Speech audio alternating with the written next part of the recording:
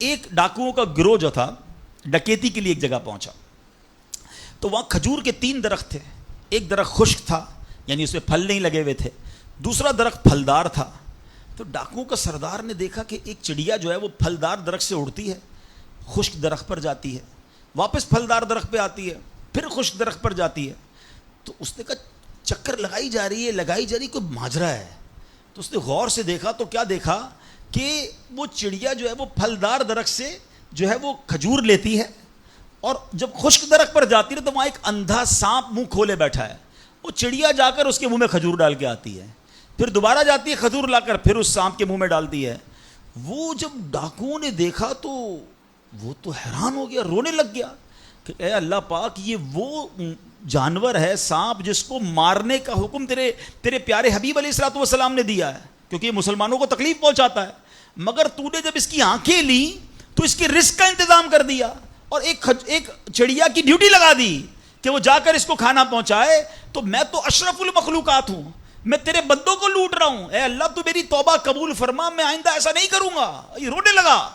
اب یہ سوچ رہا ہے, غیب سے آواز آئی کہ اے فلاں میری توبہ کا دروازہ کھلا ہوا ہے. ڈاکو کہتا ہے یا اللہ میں نے توبہ کی. پھر غیب سے آواز آئی ہم نے تیری توبہ قبول کر لی. اچھا جب اس نے توبہ کی تو اس کے سارے ساتھی سن رہے تھے کہ سردار آپ نے توبہ کی, ہم نے بھی توبہ کی. کہا سوچو تو صحیح, ہم ڈکیتی کر رہے ہیں, ہم چوری کر رہے ہیں, رب جب اس اندھے سانپ کو روزی دے گا تو ہمیں کیوں نہیں دے گا؟ ہم اللہ کی قدرت پر یقین کیوں نہ رکھیں؟ سب نے توبہ کر لی. اب جب توبہ کر لی تو انہوں نے کہا کہ اب ایسا کرتے ہیں کہ حج کو چلتے ہیں. سارا قافلہ بنا کر ڈاکوؤں کا قافلہ توبہ کر کے چلا حج کرنے کو. جب مکہ پاک کے قریب پہنچے نا تو وہاں ایک نابینا بڑھیا تھی. وہ ہر قافلے والے سے اس ڈاکوؤں کے سردار کا نام لے کے پوچھتی تھی وہ بندہ آیا تو ڈاکوؤں کا جب قافلہ ہے تو کہا میں ہی تو وہ ہوں. تو کہا یہ میرے کپڑے تمہارے لیے ہیں. بولا آپ مجھے کپڑے کیوں دے رہی ہیں؟ کہا میرا ایک بیٹا تھا اور وہ بیٹا جو ہے اس کے کچھ دن پہلے, بڑا نیک بیٹا تھا میرا, کچھ دن پہلے اس بیٹے کا انتقال ہوا ہے, یہ اسی کے کپڑے ہیں. 3 دن سے مسلسل نبی پاک علیہ الصلوۃ والسلام میرے خواب میں تشریف لا رہے ہیں اور فرما رہے ہیں کہ اس نام کا بندہ آئے گا, اس کو یہ کپڑے دے دینا.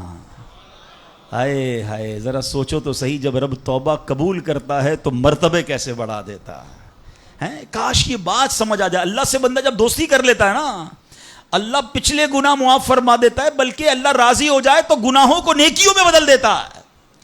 مگر کیسے اس ڈاکو کو توبہ نصیب ہوئی؟ یقین. کاش حرام کمانے والا, سود کا کام کرنے والا, کاش رشوت لینے والا, ڈاکہ ڈالنے والا, چوری کرنے والا یہ سوچے کہ میں کیوں کر رہا ہوں, ملاوٹ کرنے والا سوچے. اللہ پر بھروسہ تو رکھو یار, رب نے میرا نصیب لکھا ہوا, جو میرے نصیب میں مجھے مل کر رہے گا. کاش یہ بات سمجھ آ جائے.